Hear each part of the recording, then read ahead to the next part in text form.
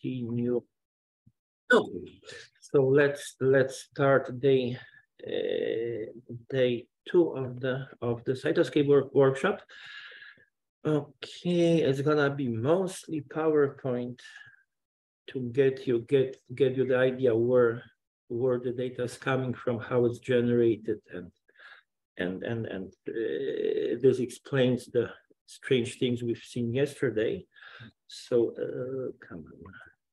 So we're gonna basically cover at least some of the experimental methods that generate information about protein-protein interactions, and then see how this information gets into interaction records and how it percolates into Cytoscape. I'll get for a moment out of PowerPoint back to Cytoscape just to come on. Oh, here's one more person. Hello. Let's start Cytoscape. It's just slow. Okay, but it's starting. Okay, and let's accept and out way. Okay, and I mean, yesterday we were playing with a toy network coming from one of the structures that was converted information about edges between connections between proteins there. Let's try and do the same thing as yesterday. I'm gonna just get another file that I grabbed here, the cytochrome BC1 open, and I'm gonna get to say, oh, first I want to keep the first one, so advanced options checkbox goes off. We're getting first node in one column. This is gonna be our interaction type. This is gonna be our target node, and we're gonna, for a change, ignore last column. So we're getting one column with starting start of the interaction, third column with the end of the interaction, and type is always PP because those are proteins. So let's get it in. Here's the network, and this is what we do when we do have information about edges.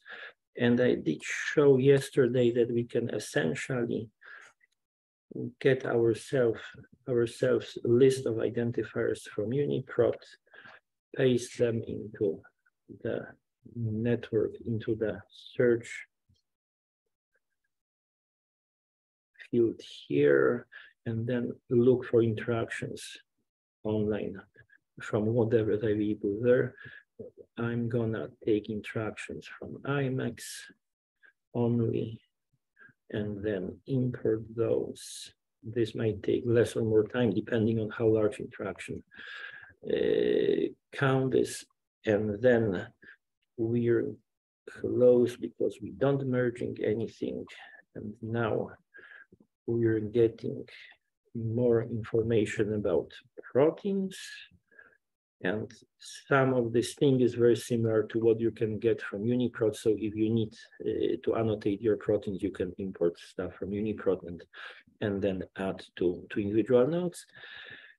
But we're also getting a lot of stuff in the edge table, a lot of fields here, and the hope is that today we'll demystify what those things are, what they mean, why this thing is so messy, and so forth. So that's the reason for today. So let's go back to PowerPoint. I've got to once more to F5. Oh, come on. F5. Okay. And then duplicate slide. And we should bind them. Okay. Okay. So whatever stuff we're getting from online resources are typically based on experiments. This is experimental data that appeared somewhere in a paper, and then someone read the paper and entered this thing into one of the online databases that keep track of protein-protein interactions. What are those experiments? Well, the first thing, what those experiments are is really complicated. It is in contrast to sequencing, where when you sequence a piece of DNA, it's gonna be always sequence of A, T, G, C, whatever. It's linear sequence of the bases along the DNA helix. Otherwise, DNA looks pretty boring. It's just covalently bound series of nucleotides, and that's about it. With proteins, it's very, very different. Proteins interact with other molecules because they take some particular shape, and this is gonna depend on what's the pH, what's the ionic strength, what's the temperature, what are other cofactors bound to the protein. So those things vary. Depending on where you're gonna see the protein in cytosol or in nucleus, they might interact with different molecules.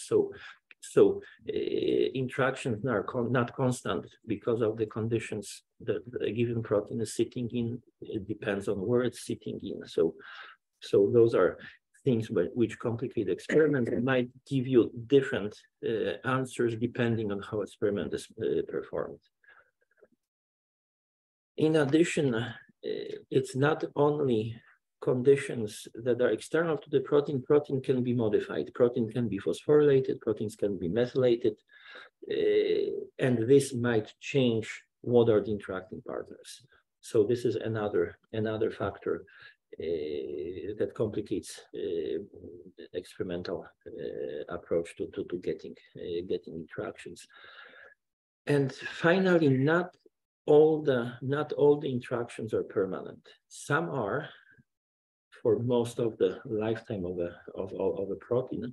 Once you make a ribosomal proteins are sitting within the same complex for the lifetime of the ribosome, but you've got proteins that are parts of different regulatory pathways where they bind to next protein in the cascade when receptor is when ligand is bound to the receptor, or when the protein is phosphorylated, or when the protein is methylated. So those things can change over time, and then interactions might be transient. So this is another thing which complicates experiments. In some conditions, you might observe a given interaction, but if conditions not right, interaction is not going to happen, even though it might if conditions are correct. So so experiments are much more diverse to accommodate all those different factors. And in general, there are, at least I tend to split those things into 4 classes. The most detailed information you can get in terms of which parts of proteins are in contact with other protein, and what's the shape of the binding surface, and how interactions are affected by changes in a sequence. Those are structural methods that give you the most detailed information of the atomic structure of the interacting proteins. And there are at this moment three methods there. The oldest one, which is probably about a century old or so, is protein crystallography and diffraction of X-rays, which allows you to build the structure of determine the structure of interacting proteins. The newer especially popular within the last decade or so is cryo-EM, which generated a lot of enthusiasm and a lot of structures of large complexes that are not treatable by X-ray crystallography. And then third structural method is NMR, but it's got the limited application to protein-protein interactions in terms of getting the structures of interacting proteins, because NMR is limited by size.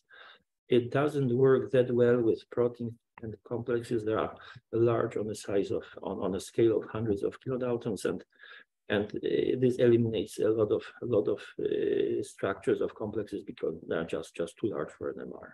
It doesn't mean you can't use NMR to study interactions, but not in a way we're determining the structure of the entire complex. So those are three general classes or methods. Just as an example, here's a structure of the chicken version of the cytochrome BC. This is structure similar to the one that generated the network we can now in Cytoscape. In this case, the protein was purified from a native source from chicken. Okay, then the protein was purified, forced to form or coaxed into forming crystals. Then the X-rays were shot at those things, and the end result is actual electron density map. The mesh is surrounding regions where there's a lot of electrons there, a lot of molecules there. And then you can build a model with atoms sitting and matching the electron density, and then if you simplify the display of this thing by drawing ribbons and then just lines following the main chain, you're getting those nice structures here. Each structure that's published will it has to be deposited at PDB database, and it will have its code. In this case, it's 1 BCC, and those things can be viewed as figures in a papers when they are published, but you can also use one of several online viewers, and you can actually look at those things on your screen, and this is much easier. This is one of the things that's available, that was made available relatively recently, which is pretty nice. We can try to see how it works. I've got to remember the 1 BCC, so let's get out of PowerPoint, go here, and go to the viewer, and you can find it by looking for ICN 3D. This is ICN 3D, spelled in a funny way, and you're looking for 1 BCC, PDB code 1 BCC, and we can load biological unit, and if nothing but happens, we should end up with the structure. If you hold the left button, mouse button, you can rotate the whole thing. If you hold the middle button, you can zoom in and out. And if you press the right button, you should be able to drag this thing sideways, except my right button in this map doesn't work. So that's the problem. Where are we? Well, nothing works. I'm gonna go back here. More. I zoomed out into infinity, I think.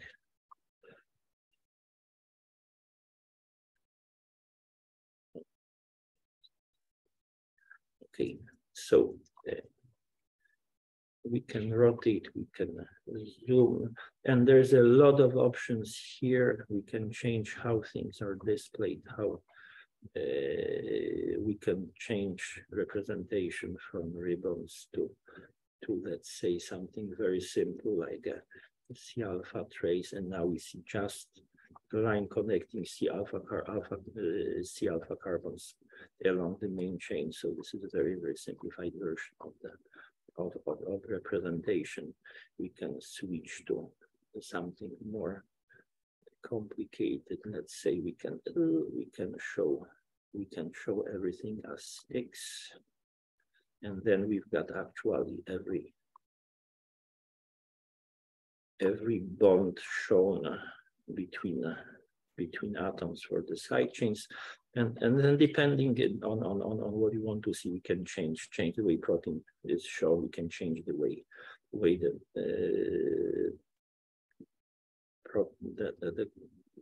chains are rendered. We can color by chain. We can color by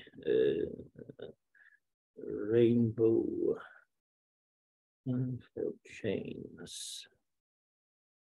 And then each chain is shown as a rainbow, starting from red, ending in blue, I think. So you can trace for simpler cases how the chain goes here. So you see there's chain changing from blue gradually into green. So that's so bottom line is, if you do have any structure paper with information what's the PDB code, you can look at those structures on your own by just getting to the IC and 3D website and loading the structure there. So information is there, makes looking at structure much easier. But going back to our PowerPoint. Okay. Once more, here, and let's go this place. Okay.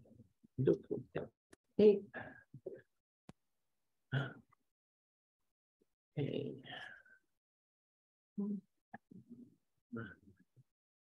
Okay. Here, so the point is that once you've got paper information about structure, there's always gonna be PDB code. You can check the code, go online and look at those structures on your own and see, look at the details.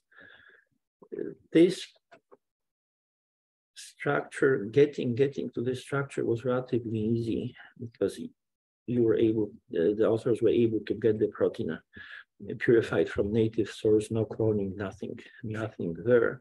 It was somewhat tricky because it's a membrane protein, which creates additional problems when trying to crystallize those, but overall it was relatively easy. In other cases, it can be much more complicated.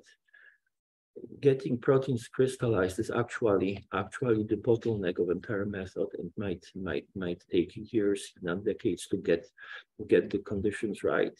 Here's a case that's way more complicated. This is a structure of one of the G protein receptors here. This is beta 2 adrenergic receptor bound to G protein. Okay, reading the materials and methods section of this paper is very educational, because you're gonna see what are types of problems and solutions that people might take to get to the final structure.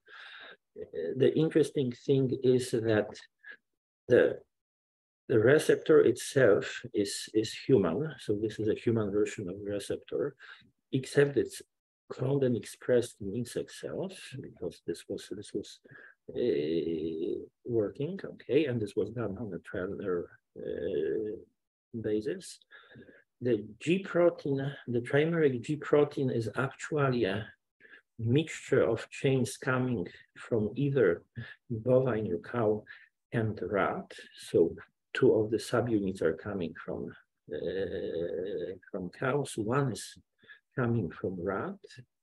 All of them were made together in insect cells. Now that the cell line is different, so this is another optimization step. You try different expression systems to see what works.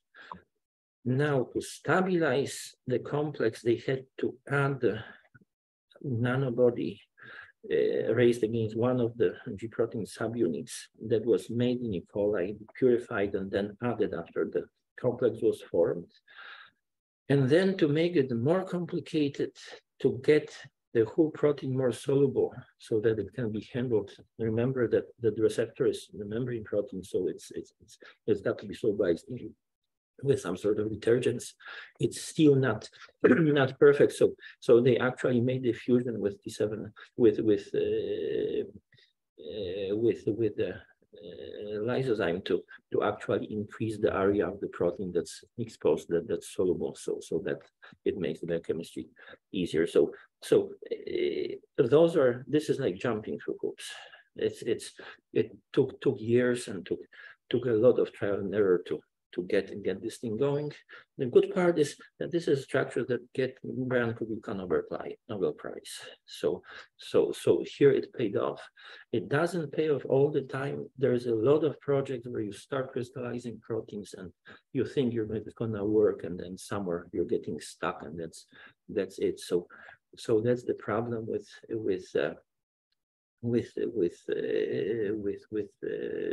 crystallography, that the payback can be huge, but you might get stuck somewhere on the way. Cryo-EM is quite popular recently because it's bypassing the crystallization step. You can get structures like the one the other file was based on. This is one of the structures from Ivanov and Nogales lab of a polygon complex bound nucleosome. Okay, here the biochemistry was similar in a sense that human proteins were expressed together in insect cells. The nucleosome was built from Xenopus histones. This is a well-working system for producing nucleosomes that are compatible with most of the human proteins or whatever. Histones are very conserved, so it doesn't create problems on experimental side most of the time. So biochemistry was sort of complicated, but there was no need to crystallize those complexes. It was enough to freeze them in a thin layer of water on an electron microscope grid, then look at images in this thin layer of water. Different complexes were oriented in slightly different way. So then if you collect enough views from different sides of a complex, then you can reconstruct the three-dimensional shape of the object. This is the analogy to taking picture of one of you from different sides, and then based on those pictures you can build a plastic model that when looked from different sides is gonna look exactly like one of the pictures. So this is essentially the same idea done on a very small scale. And in many cases, the amount of information you can get from the cryo-EM structures is equivalent to whatever you're getting from X-ray. The level of detail can be similar. So you can trace, for example, a histone tail here. This is a model of a H3 tail coming from nucleosome here, surrounded by different chains of the polycomb complex. So this is equivalent to X-ray data with the benefit of not having to grow crystals. So that's advantage of cryo-EM. And in this particular case, biochemistry was complicated. It was once more cloning and reconstructing complexes in a test tube. In some cases, it can be relatively easy if you're dealing with structures of complexes that are stable and they don't come apart and are built and rebuilt during the lifetime of a cell. Then you might be able to purify those things from native sources. This is a case of a ATP synthase isolated from spinach. This is the ATP synthase that's generating ATP during dark phase of photosynthesis, and it was possible to get a pretty good quality structure of ATP synthase in this way without crystallizing it. And even better, it turned out that there are actually 3 different versions of the same complex in slightly different conformations. This is possible because we don't force every molecule to take every complex to take the same conformation as is the case for the crystals here. Each complex is sitting in a buffer, so it can change conformation at will. And it turned out that the authors found 3 different versions of the same complex. They correspond to different states during the enzymatic cycle of the enzyme. This is enzyme which probably everybody here should know, because this is the one that gave Paul Boyer Nobel Prize. This is the synthase that he discovered or described the mechanism, how it works, somewhere in the 70s and 80s before the structure came out. And then in 94, I think, the first structure of just this part, the catalytic part of the enzyme was determined by X-ray crystallography. And with the advent of cryo-EM, we do see structures of entire enzyme. The way it works is there's a channel here. The part here is embedded in a membrane. So there's a membrane somewhere here and here. The protons are passing between a so-called stator. This is this part here, and the rotor. The center or stalk, the center part, due to passage of electrons here, rotates. If you look carefully on this subunit here and here and here, you see it's in front. In the center image points to the right. In the right image points to the left. In the left image, so those are like three positions during rotation of the center stalk around, and then it's inside the catalytic subunit. The extension of the stalk is not symmetric, so every time it rotates, it pokes in different subunits, and this forces the ATP to be made. So that's what's coming out of the structure, and this confirmed Paul Boyer's mechanism, how this enzyme works. So here's a benefit of cryo-EM, where you can see different states in a lifetime of a protein or a protein complex by just observing those things as different states for different particles. So here's advantage of cryo-EM additional to, well, no crystals, so it's relatively easier. So the advantage is, once more, we do see very detailed, we can see in principle very detailed structures of individual complexes. We can infer something about the mechanism, how things work. The problem is, it takes a long time. It can take potentially a long time to get to those structures, and it's not guaranteed it's going to work. So if it works, fine. If not, then not much can be inferred from things that don't get to the stage where you got a structure. So those are the structural methods, but on the way to getting crystals, typically you've got to purify those complexes, and the methods that are used to purify can be actually used to determine who's interacting with whom. So there's an entire series of methods, and those are probably most common. when you're going to look at interaction data, those are methods that somehow attempt to co-purify proteins and determine that, oh, we've got those three proteins as members of the same complex. Just as an example, gel filtration is one of those. This is typically one of the final steps for purification of the complexes for cryo-EM or X-ray crystallography, but can be used on its own just to identify proteins that co-migrate together through a column, which is filled with beads with channels of different sizes. So if you've got a very large complex like the one here that can't fit inside the channels, it's going to migrate, it's going to pass through the column outside of the beads, and it's going to come out in some so-called void volume. But if you've got smaller complexes that can get inside either big channels or maybe tiny channels, they will migrate more slowly.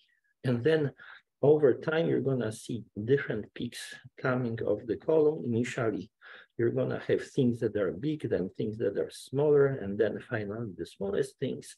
And then if you can identify who's present in each peak, then you can say, oh, we've got those 4 proteins forming one complex, or we've got those 2 proteins forming a complex, or we've got just single protein. So that's the idea behind the gel filtration and molecular sieving or size exclusion chromatography. Here's a trace from one of the real-life runs where you do have different versions of a complex here with different things present. But if you look at a profile for one of the runs here and look at who's present there, you're gonna see different proteins. This is the page gel stained with humus. You're gonna see as running together proteins of different sizes, and then you might identify some of them just by size. If you know what you had initially in your sample, then it's enough to check what's the size of the protein. It's gonna be sufficient to identify proteins. Sometimes you've got to go do more. You've got to do mass spec or Westerns to identify who's who. But the point is that things running together in one of the peaks are gonna be forming one complex. Okay, there's a question on the chat. Okay, Ilo is gone. So that's gel filtration. Another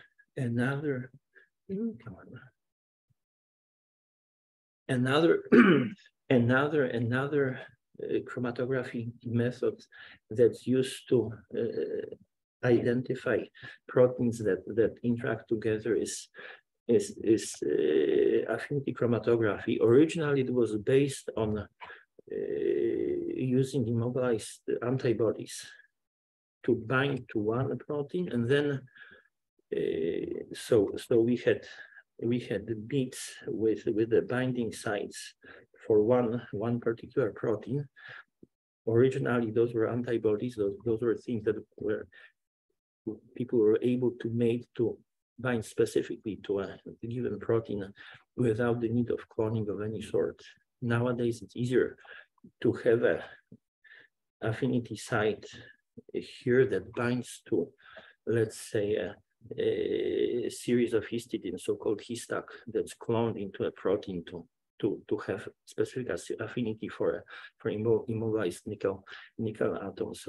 So there are different ways of assuring that just one protein is specifically bound to a column. And if a mixture of proteins is passed through such column, then the one that's directly binding to affinity site will get stuck there. And then if it binds other proteins, there's going to be other proteins bound to it, and they will be retained on the column. Then conditions are changed to get everything that was initially bound to the protein released, and then one can identify what's in this mixture, and then we're going to end up with a list of proteins coming off the column One of them hopefully is the one that's specifically recognized by our resin, either by antibody bound there or by whatever is on the surface of the beads to bind our his tags or whatever tag. And then we're gonna have a series of proteins that were supposedly retained because they bound to our bait. Thing to remember is, as I mentioned yesterday, we are only guaranteed that each prey is bound to our bait. We're not guaranteed that two preys are bound to each other. They might be competing for binding site. So information here from affinity purifications is different than what you get here from gel filtration. In gel filtration, once we've got the peak on a column coming with 4 proteins, we know that this is one big complex composed of those proteins coming down together as a single peak.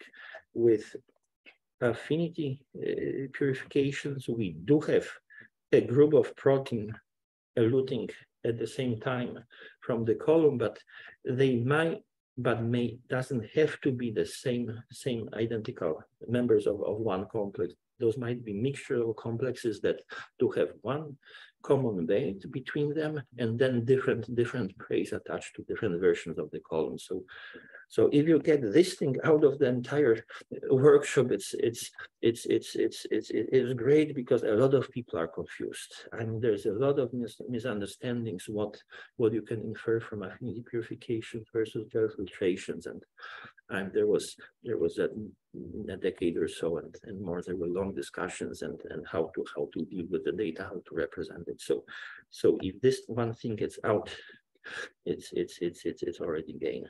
Okay, for both gel filtration and chromatography, once we do have a group of protein that was deemed to interact, we've got to identify those. Sometimes we know what we put in.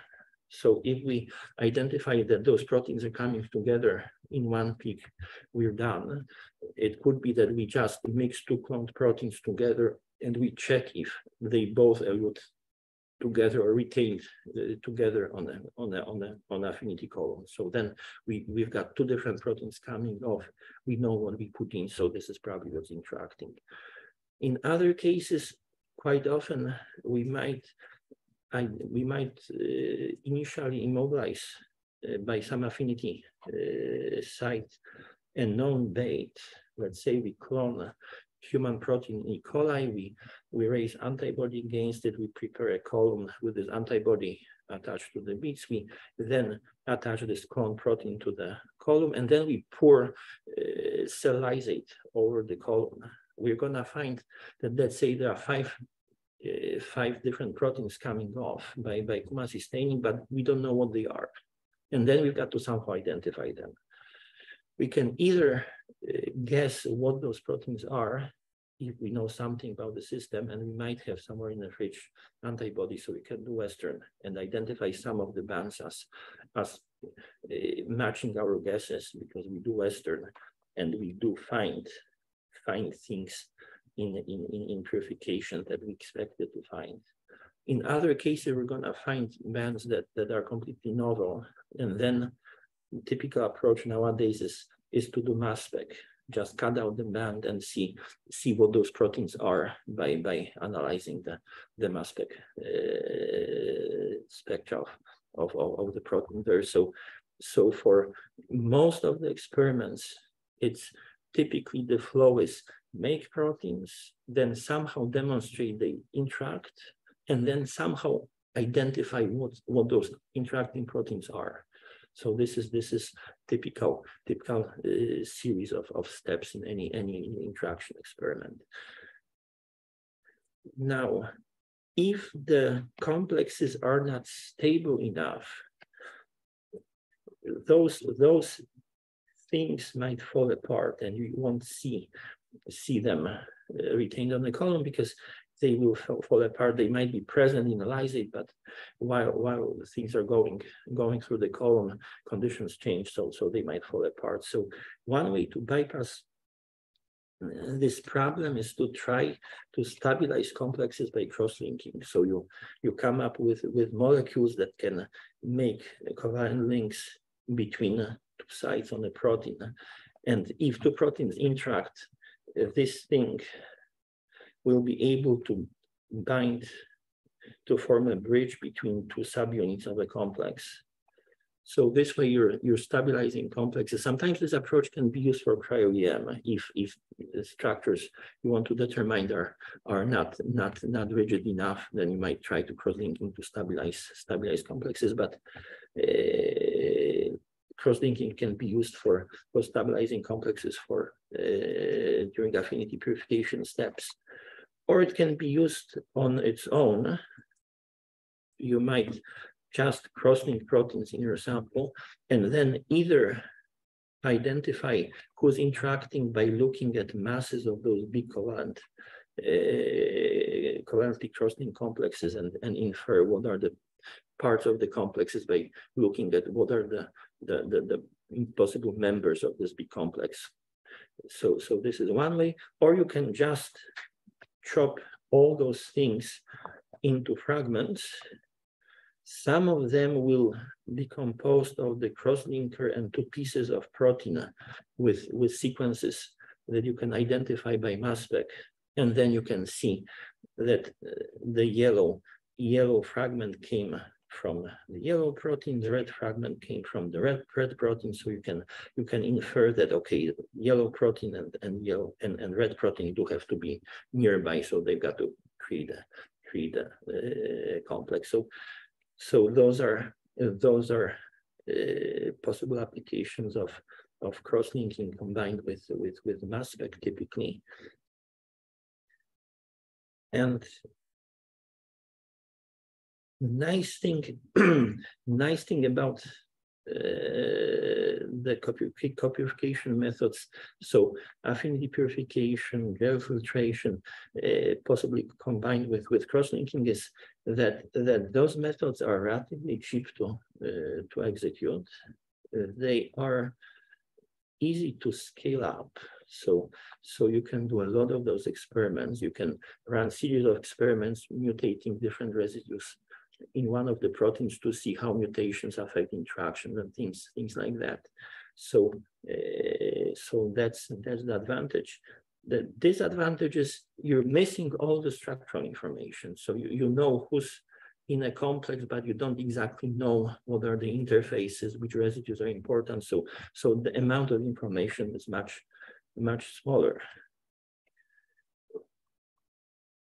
Co-purifications are very similar in a spirit to the third group of experiments, which are essentially co-purifications but done on the surface of either a microtiter plate, 96 well cell, 96 well plate, or on the surface of a sensor leg, like in surface plasmon resonance and similar approaches, where what you monitor is you monitor binding of a protein to a surface with the other protein pre-bound there. This is in essence what ELISA is. You initially bind one of the proteins to the surface to the bottom of a microtiter plate. Then you pass potential binding candidates there, hoping that those that bind will be retained in a well, and then you detect presence of this potential interacting partner by using antibodies to generate the color response if the ligand protein is bound. So this is original, the oldest version of the solid phase assay. There are modifications where the binding is happening not in a microtiter plate, but to the proteins that were originally separated by SDS page. Then you transfer them, like in Western, to a nitrocellulose membrane, and then add a protein that you think is gonna be binding to one of those things, transfer to the membrane, and then you detect them with the Western. So this is far Western assay.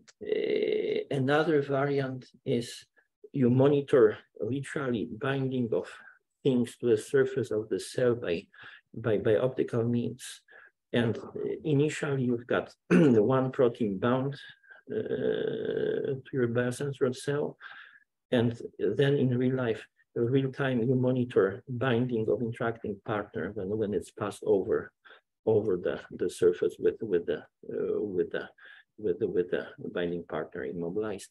And this way you can get information, not only if it binds, but you can get information how fast the binding is. You can get KDs and things like that. But all of those things are essentially modifications of copurifications in a way, and they just identify things that are present in one complex in your sample. So that's so in this sense, copurification solid state assays are similar. And then finally, the disadvantages is you're not getting as much information as from the crystal structures from cryo-EM. You're getting little information about contacts, you're getting little information about stoichiometry. You might miss things that are not binding strongly enough to be copurified together. So there are disadvantages, but those experiments can be scaled up and they can be designed in some way, in a way that bypasses some of the things that are missing. Let's say if you want to look at interfaces between two interacting partners, you can start mutating one of the proteins to see which residues are responsible for binding and try to infer the interface without knowing the structure. So that's a group of methods based on copurifying or observing things as binding together without getting to the structure. And finally, there's a group of methods that are, I tend to clump into property perturbation type of experiments, where you measure some sort of a property of one of the proteins. Let's say UV, let's say fluorescence of a protein, or UV absorption, or you record NMR spectrum of this protein. Okay, and then you add potential interacting partner and check if this property is changing. If nothing's changing for the first protein, it means nothing happens. But if the first protein somehow reacts when you add the second one, it means they do have to interact. Otherwise, you will see there would be no change. So this is general idea, and there's an entire slew of biochemical, biophysical methods that match this type of approach. Here's one example. This is NMR that's used to identify the interface between two proteins. One is a toxin produced by Salmonella. Another one is CDC242 protein that actually is binding the toxin. And the authors just recorded to the NMR spectrum of this guy. With 2D NMR, you can actually identify peaks corresponding to different residues. And then they were able to identify which peaks in 2D NMR spectrum are changing when you're mixing SOP protein with CDC4E2. And they found a group of residues marked here as changing. And when they compared the residues they identified by NMR with the residues that are in contact in a structure formed by SOP and CDC4E2, you do have a match. You're identifying actual interface by NMR without knowing the structure. So here's a way to get information which parts of proteins interact without knowing the actual structure just by looking at how properties of different residues are changing upon addition of interacting partner. And those are proteins. This is very generic. It can be NMR spectrum. It can be mass spec spectrum. It can be UV fluorescence. It can be any property that you can see is influenced by interacting partners. So the idea is very generic. The details of different experiments might be very, very different, but the idea is the same. Measure something from one protein, add another one, and see what you measure is changing. So that's entire very broad group of experiments. And then finally, there are methods that are based on biology. So far, none of whatever I mentioned involves any sort of biology at all. It was all done in test tube, all done by doing biochemistry or biophysics in a clever way. There's a group of methods based on biology.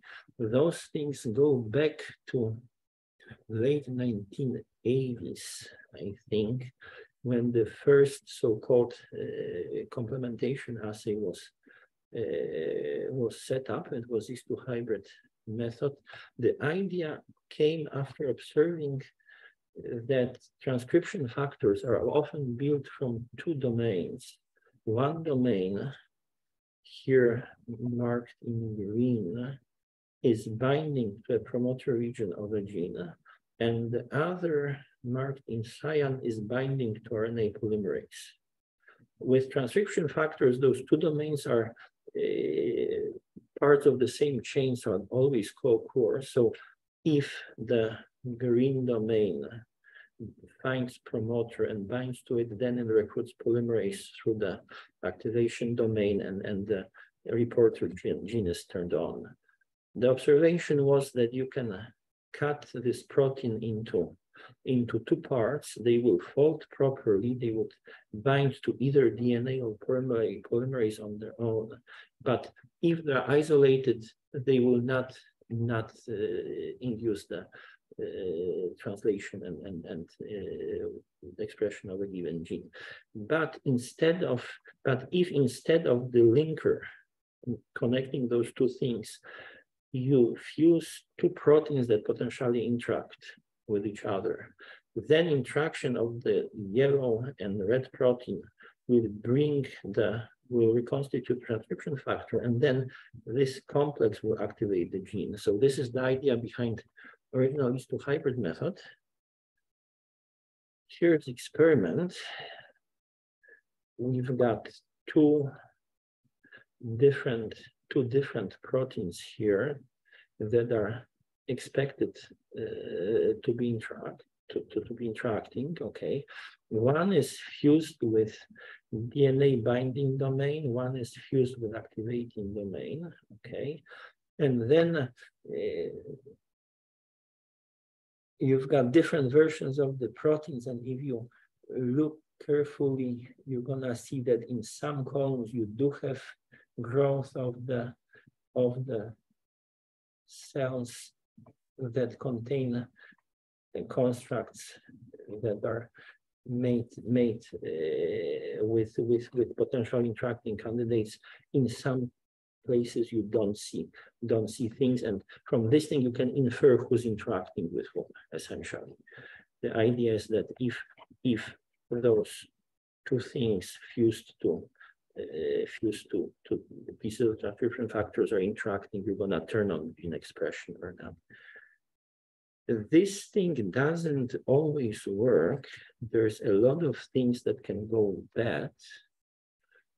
It could be in ideal situation, you do have two proteins fused to transcription factor, making contact, reconstituting it, and then expression goes on. Okay. If we start cutting down on the size of one of interacting partners, we might be able to identify sub-region well, let's say one domain of the partners that's enough sufficient for interaction. So we're getting additional information apart from all those two proteins interact. Now we know, oh, only half of one protein is sufficient to interact. In all those two cases, we do have the gene turned on and we're getting a true positive readout. But there are things that can go wrong. It could be that the fusion is putting the parts of the transcription factor in rotation that doesn't work. Geometry just doesn't fit. Interaction between the proteins might be still there, but the orientation of the bits and pieces of the transcription factors are not correct. And then we're not going to see any gene expression. We're going to get so-called, we'll be getting so-called false negative readout. And this is information that, oh, interaction doesn't happen, but it really is there. We're just not able to detect it. It could be because of orientation of the transcription factor pieces is not correct. It could be that once we cut down too much of the on one of the proteins, it doesn't fold, or it might be that fusion just doesn't fold. So there are various reasons why we're missing some of the interactions in these two hybrid methods. We might have false positives when we do get a positive readout, even though two proteins natively do not interact. This is case where, let's say, a red protein and gray protein interact when present at the same time in a nucleus. One's got to remember that these two hybrid test is happening in nucleus of OV cells, and those two proteins end up there.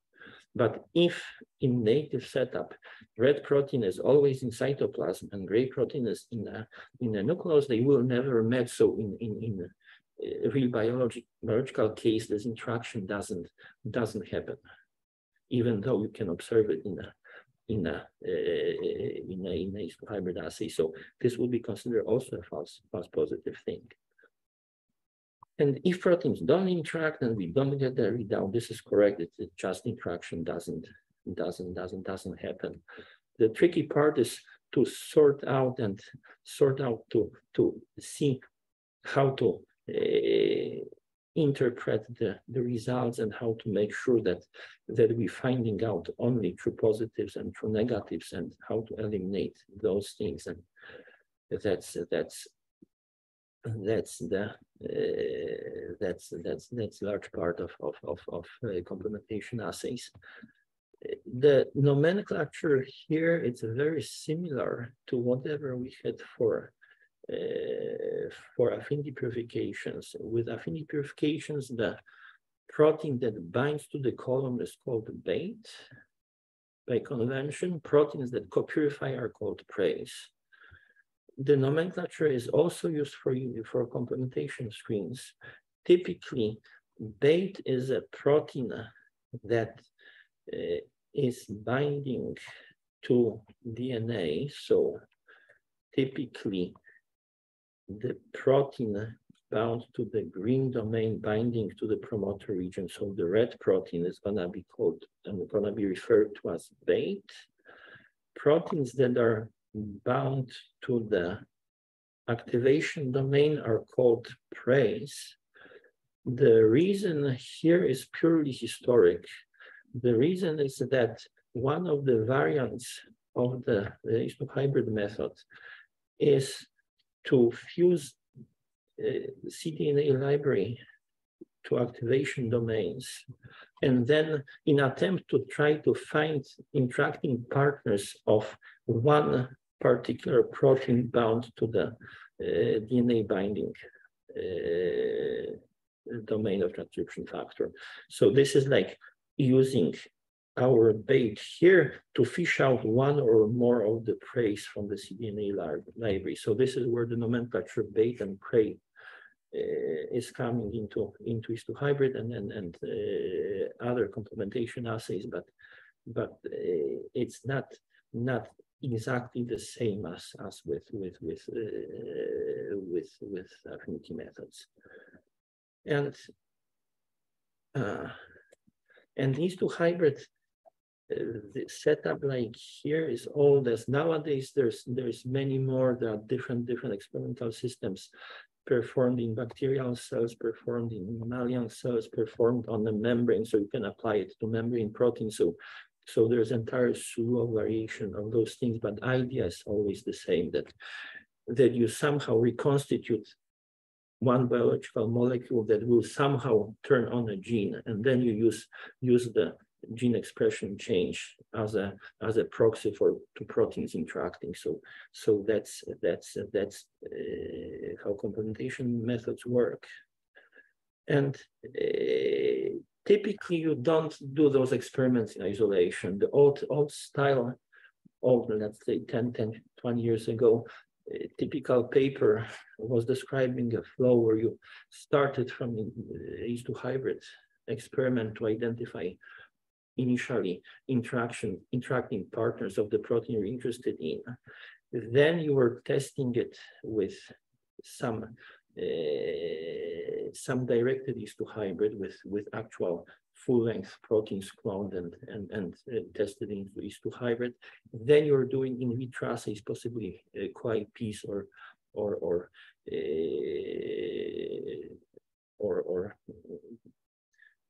pull downs to identify, to confirm experiments both in vitro and in the cells where the proteins are coming from. And then you're doing a lot of detailed experiments, possibly ending up with the structure of the complex. This thing recently got replaced by just affinity purifications instead of these two hybrid, followed by mass spec. This is more common nowadays. I think it's easier to do, and you can get more information this way. But otherwise, if it's done on a one particular pair or group of proteins, it's the flow of the experiments, and the papers look like this.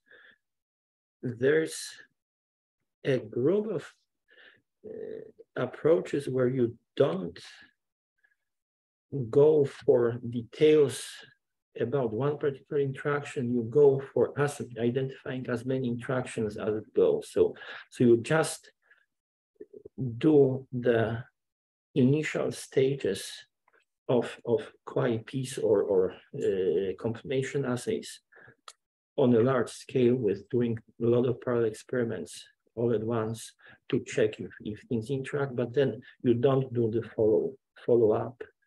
You publish all the interactions, possibly hundreds, if not thousands of interactions identified by those initial methods.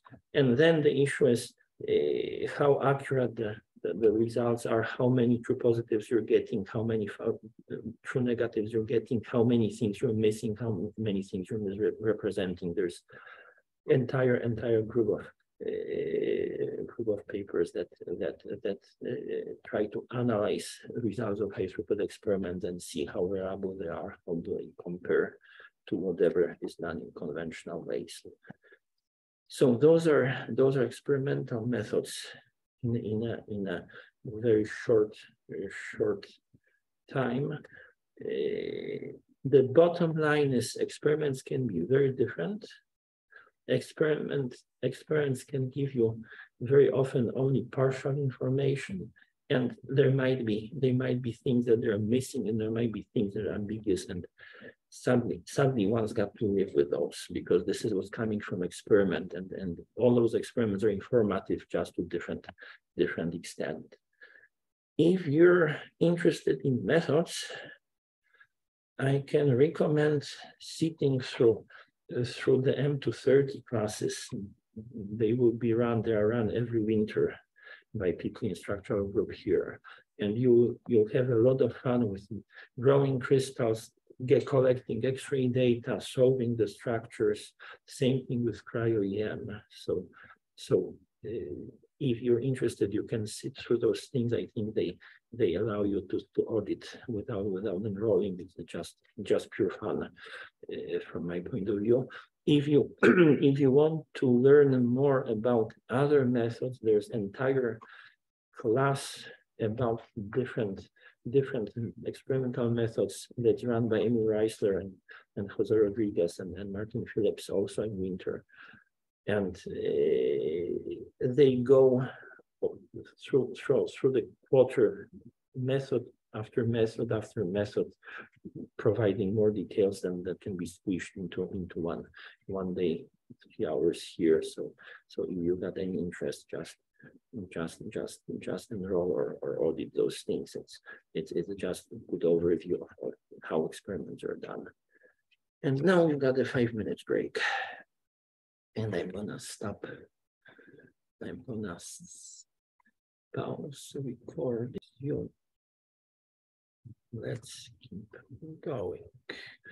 Okay, so now once experiments are made, they end up somewhere in a paper, and this is something that people can read. Supposedly AI can read papers. I somehow don't believe it. Okay, so you end up with actually people reading papers and converting whatever they read into set of records that actually computers can understand, and you can write scripts to analyze those things. And so there's a need for some set of rules how a generic experiment is converted into database record with all the information that seems to be useful for various reasons. And those records typically try to recapitulate the way the experiments are done. And if you think about the generic experiment, it always starts with making proteins. That's right, you've got to have proteins made to check if they interact. And there might be different versions of how you make them. They might be made initially as they might be made in the original organism they come from. So you do nothing, you just use cell lysate from whatever cells. But you might modify this protein by mutating certain residues either by CRISPR, and then you don't mess anything, you don't mess with the expression, but you just change the sequence of the protein. But you might clone the protein, put it in a plasmid, put in different species. So there are different variations, and the records in databases are trying to keep track of those because they might be relevant to some people, not to all of them, but the people running databases try to put this information in there in case someone needs them. Okay, then you somehow, once you make those proteins, you've got to get them in contact. Sometimes it's happening automatically. If you co-purify, if you co-express all the proteins in the same cells, they're already together. But it might be that you make one. You've seen the experiment. You've seen examples for the crystal structure. Some protein is made in insect cells. Some protein is made in E. coli. Another protein is made in human cells, and then you mix purified proteins together. So getting them together might be done in a different way. And this is also reported in the interaction records. Not everybody cares about it, but if you care, you might find records with information there. Okay. Then once you've got the proteins together, then you somehow test if they interact. So you might try to co-crystallize them to see if they form a complex, or you might try to co-purify them after mixing to see if they stick together, or you might check something else, one of those different methods that I went through, okay? And then once you identify that interaction actually happens, you typically recheck what are the identities of the interacting proteins. In some cases, it's as simple as checking if the protein that's present in the samples has the expected size on SDS page. If you got two proteins mixed together, one is 30 kb, the other one is 60. You use two bands, 30 and 60. Yeah, it's our proteins. There's nothing else in the sample.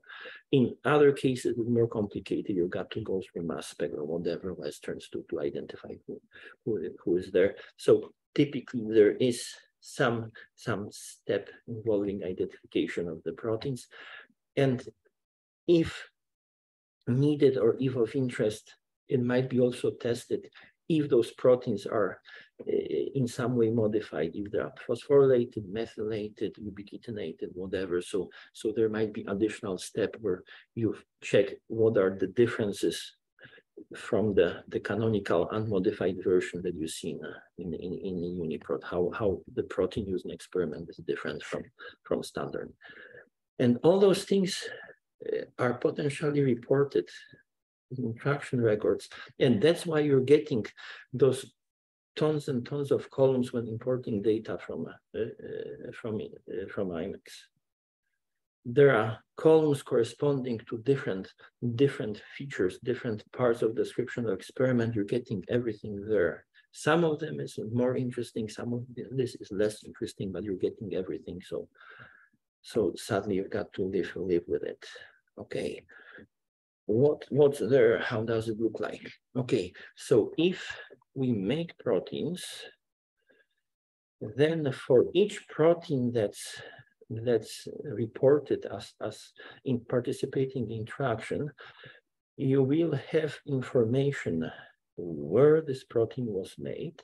It might be human, apart from information what the protein is, that this is a, let's say, p53, that it's coming originally from human. You might get cross references to different databases, so you might get slew of things there for each protein.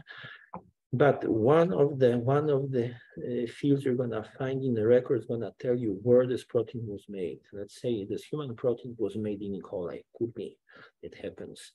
In some cases, it's interesting. In some cases, it's not. Most of the cases, it's not interesting. But if you need the information, you should be able to find it. Okay. Then there's information how the proteins were brought together, and it might be that it's reported that proteins came together in vitro. What it means is that you prepared proteins separately and then mix them in a test tube. In other cases, you're gonna see that that they were brought together in certain organism. It means that they were co-expressed in this organism. So that's convention used by the databases. In vitro means that things happened in a test tube.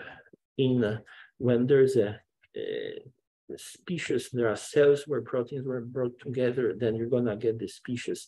This differs from definition from the wording that some people use in wet labs, and some people are gonna tell you that something done in a cell culture is in vitro versus because it's not in a mouse or so database nomenclature is pretty specific, pretty well defined. In vitro means that proteins were brought together in a test tube.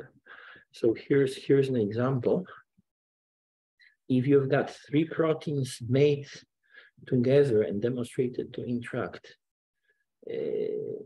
somehow, no matter how, but all those 3 things were made in the same Saccharomyces cells, the interaction host would be yeast.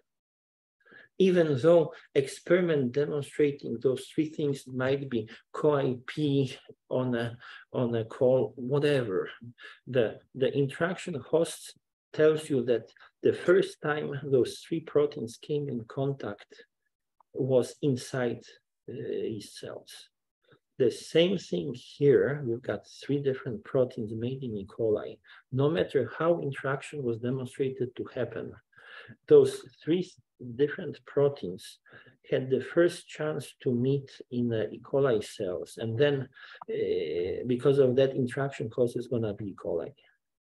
If each of those proteins was made separately in E. coli, in different strains, purified and then brought together, you would have in vitro. If you make some of the proteins in yeast, some of the proteins in E. coli, purify them, mix them together, it would be in vitro. This is pretty systematically used by most of the interaction databases, and this might be confusing because the nomenclature used here is slightly different than what some people use in the wet lab. So this is something to pay attention. So that's the interaction host information where proteins came together. And then we're testing the interaction. This is gonna be the method used to identify that proteins interact, and those are the methods I went during the first hour. So this could be X-ray diffraction, could be cryo-EM, could be a pull down, could be co-IP, could be one of those methods. And as you notice, most of the fields that I mark here do have something that humans can read, let's say pull down, and they do have some undescribable accession identifier that's useful for computers. So this is a sign that most of the fields in the records are not filled in by free text, but by terms taken from controlled vocabularies, where you've got well-defined term that you put into a field and it's used over and over and over again. So there's no problem with spelling, no problem with different ways of writing. is2hybrid is written is2hybrid Y2H or capital or not. There are a gazillion of names of calling is2hybrid. Gel filtration is called gel filtration or size exclusion or SEC and this creates problems. So database records include standardized names for different methods or different terms, with each having its own identifier to keep track what's in vocabulary. So because of that, you're gonna see very often two columns next to each other, one with the let's say experimental role, and then experimental role identifier corresponding to this thing here. So this is something which in one way makes the records more consistent between each other, but on the other hand, it makes it more complicated. In Cytoscape, you see two sets of columns. Each means the same, except one is for humans, the other one is for computers. So that's the interaction detection method. That's the formal name. And then there's another term which is specifying interaction type. This is different than whatever Cytoscape is using as this interaction type when importing networks. And this is a field which conveys what we can infer from the experiment in terms of interaction. And here are the most common things you're gonna find there.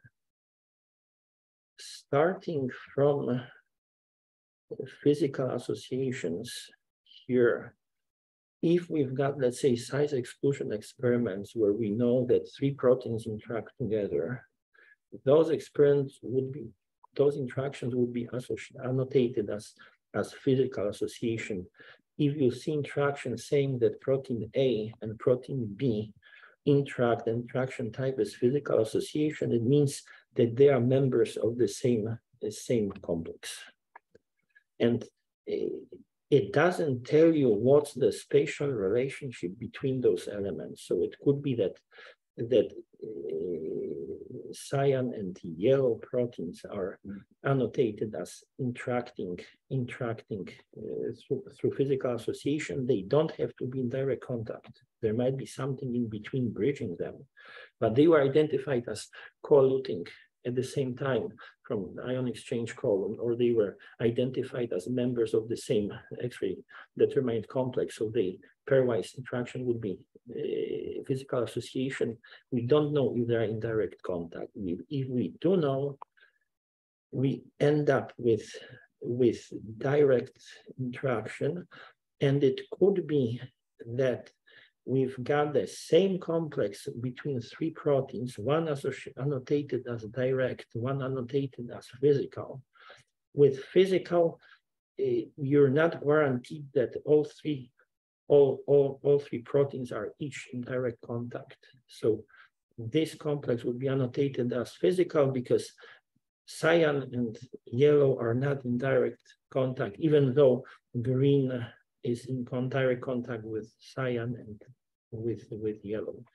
This complex would be annotated as direct because cyan is in direct, or blue is in direct contact with both yellow and green. Same thing with green, same thing with yellow. So those terms for interactions that are between more than two proteins are used consistently in this way. So you can infer something about pairwise interactions, and then you can, and because of that, you can convert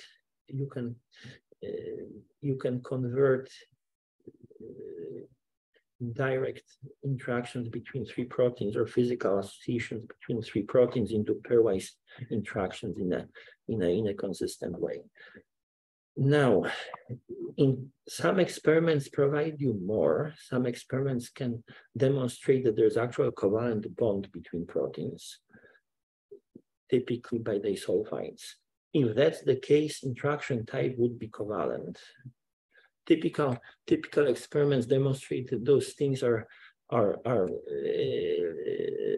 running proteins on reducing and non-reducing SDSP gels, and then things that are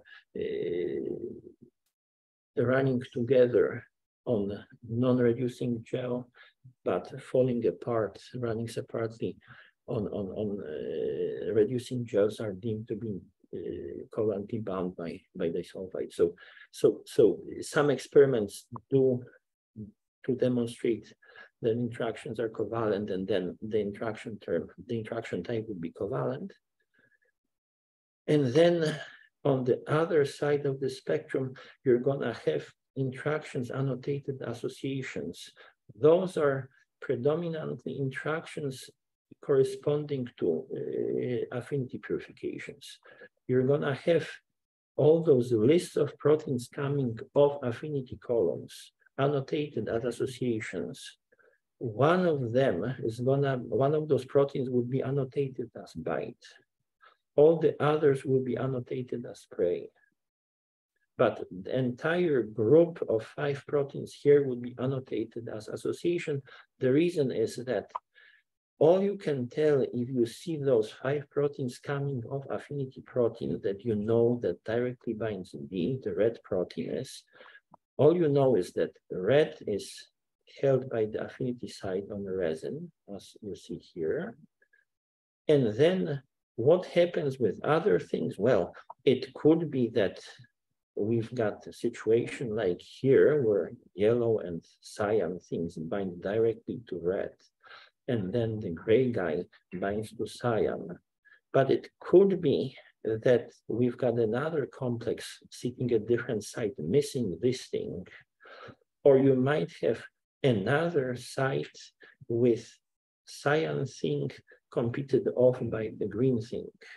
You can't tell from the list here what exactly is happening at each site. All you know is that each of those 4 preys do have to be in some sort of a complex where bait is present. But what are the other members of the complex? It's unknown. Because of that, the affinity purifications are annotated as associations, and they always will have one of the proteins annotated as bait and then others as prey. So that's how the interaction type is reported. And the most common terms are here, with probably association and physical association being the most common there. So clearly there's underrepresentation of direct interactions in the interaction record, because those are really hard to demonstrate. Very often you've got to have structure, either X-ray or cryo-EM, to see if proteins are in direct contact. In many cases with other experimental setups, it's not possible. So interaction data are done predominantly either physical or associations. And now, if you've got association with the bait and several preys, now this got to be somehow converted into binary edges into Cytoscape to get it into Cytoscape. So for associations, you can safely convert bait plus several preys into collection of bait prey 1, bait prey 2, bait prey 3, and so forth. Those interactions are guaranteed to be physical. That's right. For this protein to be retained on affinity column, it has to be in a physical complex hanging off the column courtesy of the red bait, right? If you go back here, this guy has to be in a physical complex with the red to be retained on the column. So this is what you're certain is happening. Same thing for every other prey. They do have to be in physical complex with the bait, but you can't infer anything about the gray and cyan guy. Are they in the same complex? Maybe. Are they in different complexes? Maybe. We don't know. This is reflected here. You might have both things in the same complex here, but it could be that they are in distinct complexes, never together, because cyan and green are fighting for the same binding site on red. So you can say nothing, you can tell nothing about interactions between prey. So that's why you end up with only bite-prey interactions as physical when you're converting associations into pairwise interactions. For physical associations, if you know that all three proteins here are part of the same complex, you can make pairwise interaction between each pair within the physical complex, and you can annotate every one of them as physical, right? Because if those three proteins are in the same physical complex, let's say identified by gel filtration, then each pair is also in the physical complex. This is not complete complex, we're missing the third member, but those two things are in the same physical complex. So for physical associations, you can convert them into all versions of pairwise interactions between the members. Same thing stands for direct. If three or more proteins are reported to be in direct contact, as identified by some experiment, then you can convert those direct interactions listing three proteins into pairwise direct interactions between each pair. This is the situation here, that if we know, and if someone reported that those three proteins are in direct contact, it means every pair within the complex is in direct contact, and therefore we can make conversion from direct to direct pairwise using the all versus all. In jargon, it's called matrix expansion. The expansion of the association, it's called spoke. The reason is the bite looks like a spoke in a wheel. So that's how you convert different results of different experiments reporting multi-protein interactions into pairwise things that go into Cytoscape. The problem with IMAX is that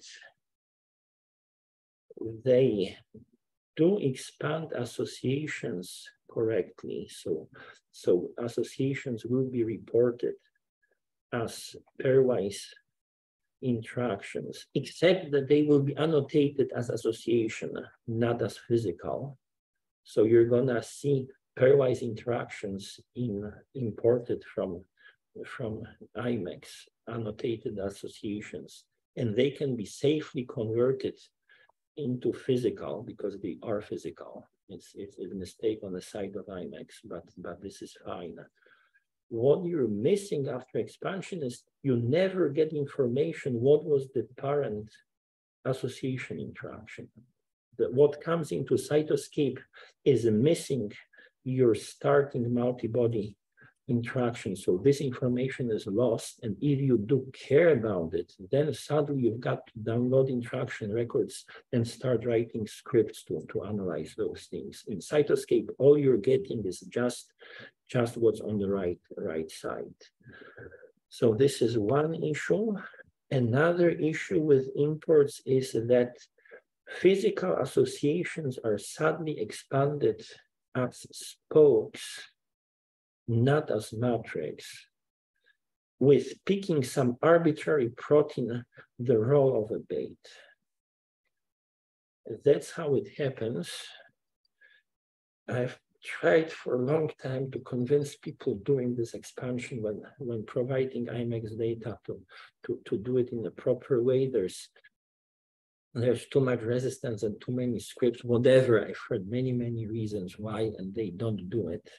So you're not only losing the information about what are the physical complexes, but you're also getting a wrong partial information extracted from the experiment. So if you don't need when I'm talking about it. So if you've got, let's say, a interaction that's technically it should be expanded like this, right? You should have every pairwise interaction reported as individual pairwise interaction here. What is happening with imports from IMAX is they pick up arbitrarily, let's say, this one as bait, and they report this interaction, this one, and this one. They skip those things. That's how you're getting information out. And it might have effect on downstream data analysis, because it means that if you look at things, so you're missing things here. So then if you've got the protein somewhere bound to this one, and you've got another protein bound here, then if you use the correct data, you're gonna see that if you want to check how far this protein is from that one when going along the connections, in original data it would be 1, 2, 3 hops. Whereas if this thing is missing, then you've got to do 1, 2, 3, 4. So some of the properties of the networks that are useful for analyzing the function of the proteins will be skewed because you're missing some of the information that would be there if expansion of the physical things was done correctly. So if you care about those things, you suddenly do have to download the records, process them with some sort of a script, and then load everything into Cytoscape, because those things might have some effects on the data analysis. In practice, no one does it. In practice, people import stuff from IMAX or any other information database into Cytoscape, and they assume that whatever is there is God-given truth, which is not exactly the case, but but that's how it works. Okay. So that's my whining on the imports from IMAX. Oh, I am actually on all the papers about the database record formats and all those things. I'm somewhere there involved. Database I'm running is part of IMAX. We've been contributing interactions there. So I'm whining, but I'm partially whining on myself. so that's how it works. Okay, so now once we get tested what interactions happened and what's the interaction time, we've got to now identify what the proteins are.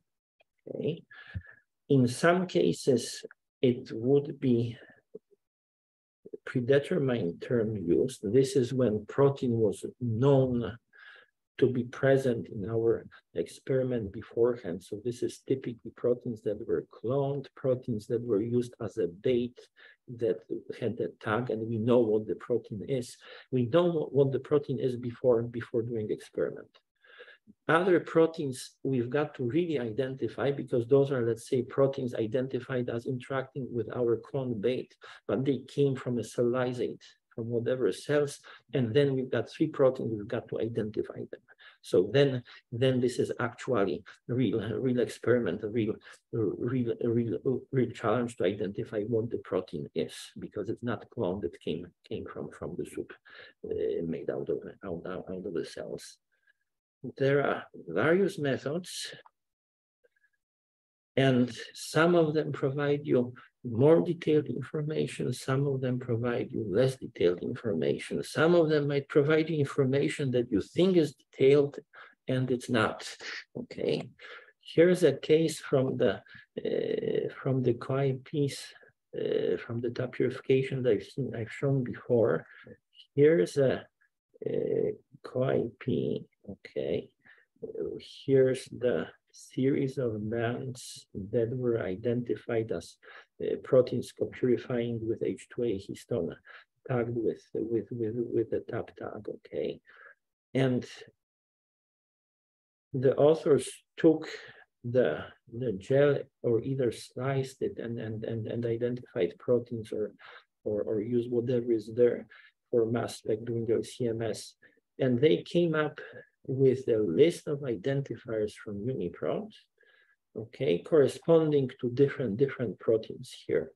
Okay, you might think that if there's identifier in UniProt, you know what the protein is. Well, here's one case, this Q15906, okay, and if you check what's here under this identifier in UniProt, you're gonna find out that this protein exists as 2 different splice forms.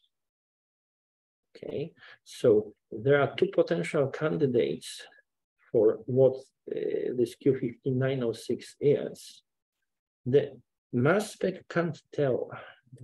The reason is that the typical mass spec experiment involves getting a band out of the gel, then you digest the proteins there with trypsin or some sort of a specific protease to generate smaller peptide fragments. Then you separate them on HPLC, then you feed it into your mass spec. You're getting a collection of peaks, each corresponding to different fragments, and then you get the sequence of those different fragments, right? Some of those things would be common to both splice forms. Some of them might be unique to one or to the other, but most often you can't tell from the mass spec data which splice form you're dealing with. So you end up annotating your protein as Q15906, meaning that, oh, we've got either this one or that one, but we don't exactly know. So this is ambiguity, even though if you see identifiers of proteins there, you've got to be aware that you might have actually ambiguity in the data. It might be different splice form. It might be one specific splice form or a mixture of, you don't know, even though identifier is there. In some cases, you do know. In some cases, you're gonna see UniProt identifiers followed by -1 or -2 or something. If identifiers in a interaction records look like this, like a UniProt plus dash and a number, it means that experiment actually identified one particular splice form as the one present. It doesn't happen too often. It most often happens when proteins are cloned and one specific splice form was cloned. So So you will see identifiers looking like this or like that. But you've got to be aware that if the dash part is missing, you might be having a mixture. It also creates a problem when getting data into Cytoscape, because you're going to have nodes, some of them identified as by UniProt identifier, and some of them identified by UniProt identifier followed by -1 or -2 or -7. You might have 2 or 3 distinct splice forms present plus a protein without dash, which means, oh, we don't know which splice form. It's just one of the forms of protein X. So if you care about those things, you can do 2 things. You can either toss away the specific things, -1s, -2s, and just remove those nodes, losing potentially experiments. Or you can import interactions into Cytoscape, save the interaction table into Excel, edit your nodes and remove all those dashes so that you stay with the raw identifiers, and then read the file back into Cytoscape, and then you're gonna get the nodes merged. So you're gonna have all the nodes, all the records referring to Q1 15906, no matter if there was originally -1, -2, -3, all of them will collapse into one node. So this is one strategy that deals with the information about the splice forms. So in long run, it's probably more efficient to deal with those problems by scripting, but if pressed and if the networks are not too large, it's feasible to do some of the corrections by loading data into Cytoscape, then exporting into Excel, modifying the text files and reading them back. So this is one issue with protein identifiers. Now, yeah. Oh, and one more thing is problems with dashes or not in identifiers are easy to address, but there are cases where you've got some isoforms reported as modification of the primary accession, so with those with dash number here and here, but there might be additional splice forms using completely different accession, and those things are untraceable in any shape or form. You're doomed.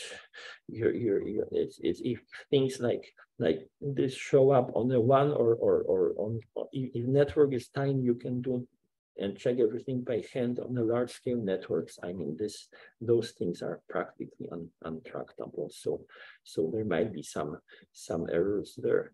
Luckily, in most of the cases, the records with splice forms shown like here are most often used, and most often the identifiers here are used.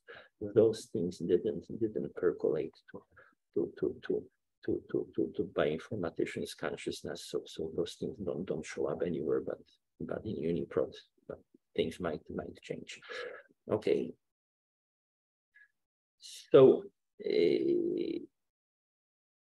in some cases, you might want to, or you use protein interactions as a proxy for gene, because you want to look at, let's say, at how gene expression is regulated, and your experiments are based on proteins, so protein expression levels. So then you want to somehow convert your protein identifiers into gene identifiers. In most of the cases, it works, except when genes were duplicated and they are identical, but they different in a sense that they are exact copies of the same gene in different places in the genome.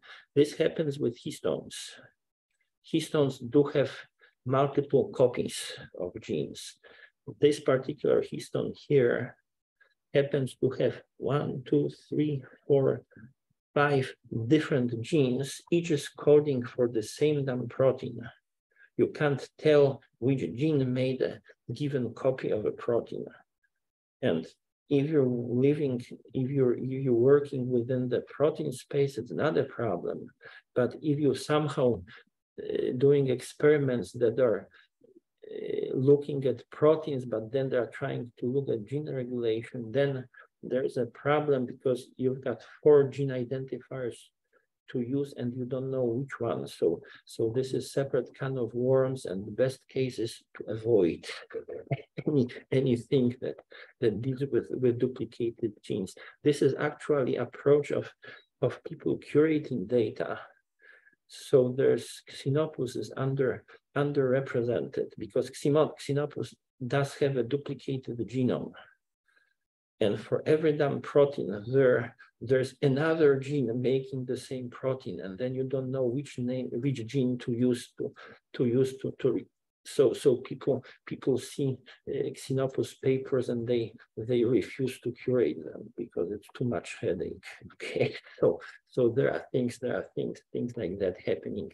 The point is that identifying things is not simple and not as straightforward as you might thought it is. Okay. So now we do have problems right here from this G protein receptor complex. That's right. This is pretty useful structure. It got someone a Nobel Prize. That's right. The problem is, how do you interpret it? That's right. This is chameleon. This is Frankenstein. You've got the human protein. You've got 2 bovine proteins. You've got 1 rat protein.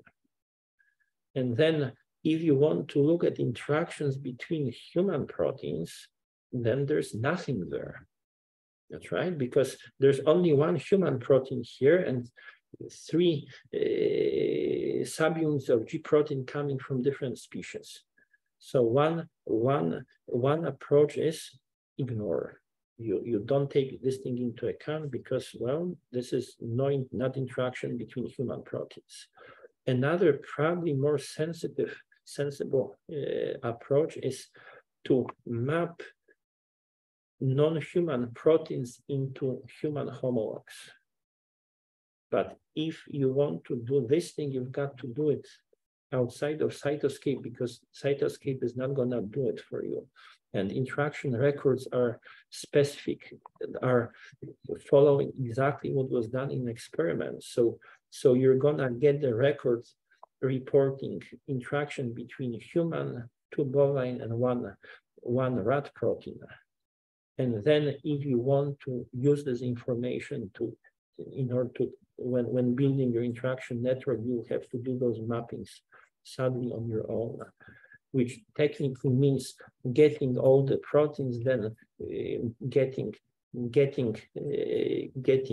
orthologs mapped from a rat and from a cow to human, and then substituting the identifiers. So it's doable, but it's outside of the scope of Cytoscape. You'd have to start scripting. So that's how it goes.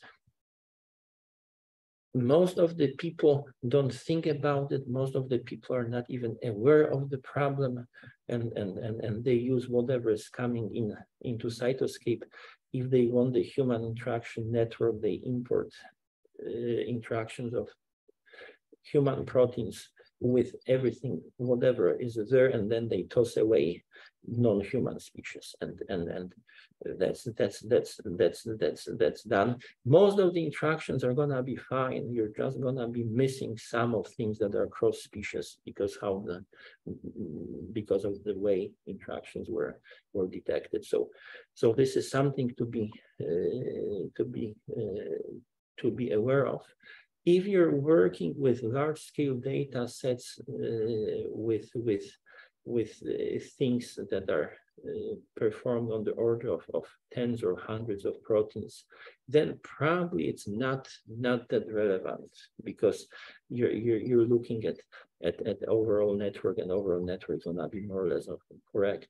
But if you're working on one specific pathway, then you'd probably, in your own interest, check if there's additional data there that's coming from cross-species interactions, because you might be missing something that was detected only in experiments involving proteins from different species. So everything depends on the scope of an experiment, on the scope of the research. And in some cases, those things are not a problem if there are people looking at evolution of the network, evolution of proteins. For them, orthologs are essentially the same thing. So you map everything into one ortholog group, and you collapse everything into non-species specific network, something like that. So this is another approach. To some people, PTMs do matter. To some people, protein that's phosphorylated on lysine 23 and protein not phosphorylated on lysine 23 is different. If that's the case, then you're doomed to scripting and fishing out the information from the records. Information is gonna be there, but it's not gonna be hidden as a protein identifier. It's gonna be hidden as a modification of the protein, the state of the protein experiment. So if the problem you're working on requires that level of detail, you'll probably have to start scripting and getting data directly from the records, and then you use Cytoscape just for showing things. So that's the issue with identifying proteins. Here's the sub-story. This is human, this one is cow, this one is rat, this one is cow. So what to do with it? So and you've got additionally two proteins that are there just for technical reason. There's antibody stabilizing this whole mess, and there's a fusion with T4 lysozyme to make the whole thing more soluble, to get crystals. So those things can be safely removed, and then insertion can be ignored. So now, so far those were generic problems applicable to any generic protein you'll see in the data sets. But there are proteins that you will not find there. First, you're not gonna find proteins that are doing somatic recombination. So those are immunoglobulins, and those are T-cell receptors. They are made on the fly by rearranging genome and making different versions of either either antibodies or T-cell receptors, and they are typically unique. They are unique to one particular experiment, because antibody used in one particular experiment is going to be different than antibody used in some other experiment. Technically, it's hard to describe those things in a way that you can then combine antibodies, interactions between, and it's essentially avoided. People don't annotate interactions involving antibodies, and if you're dealing with mechanism of and regulation of immune system and what's happening there, then it's probably disappointing, but you're not gonna find much help from the interaction records. Same thing goes for genes that are duplicated. So those are histones, as I mentioned. Those things are gonna be underrepresented in the databases, with exception of histone tails. Histones do have tails that are methylated, and this is used for regulation of the expression. Very often those histone tails are used in experiments as chemically synthesized peptides. And those peptides got unique identifiers in IMAX. And you're gonna find interactions between a peptide that can be traced to be a H3 histone tail. It's not going to be specified which histone exactly. There's going to be no identifier of the protein. There's going to be just the sequence of the peptide. It's going to be used over and over and over again in experiments referring to histone methylation. So you're going to find those, but you're not going to find too many histones in interaction records otherwise. And this is something bad for proteins. People dealing with histones. And then there are two more strange cases. One case or collection of cases are proteins typically made by viruses, where the size of the genome is important. They are trying to be very efficient.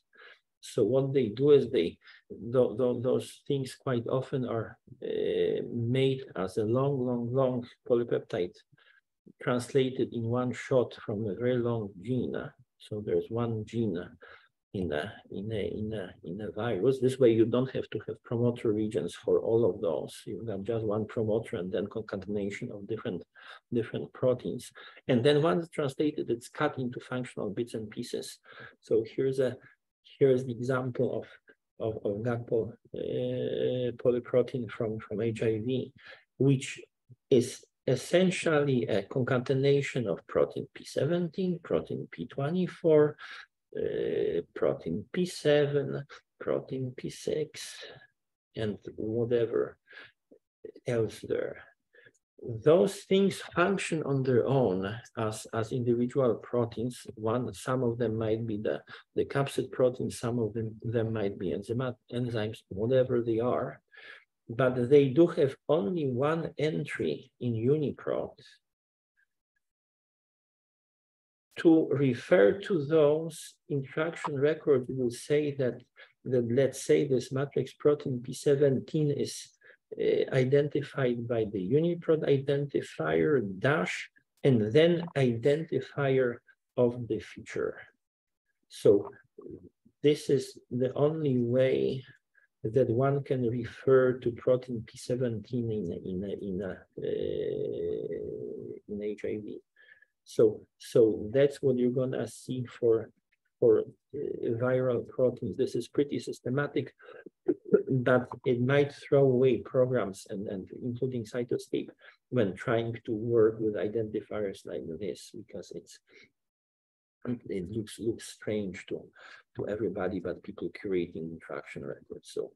So this is what's happening with some of the viral proteins. Most commonly it's for HIV, because this is the probably most studied virus, and you might see a lot of references like that when looking at viral HIV proteins.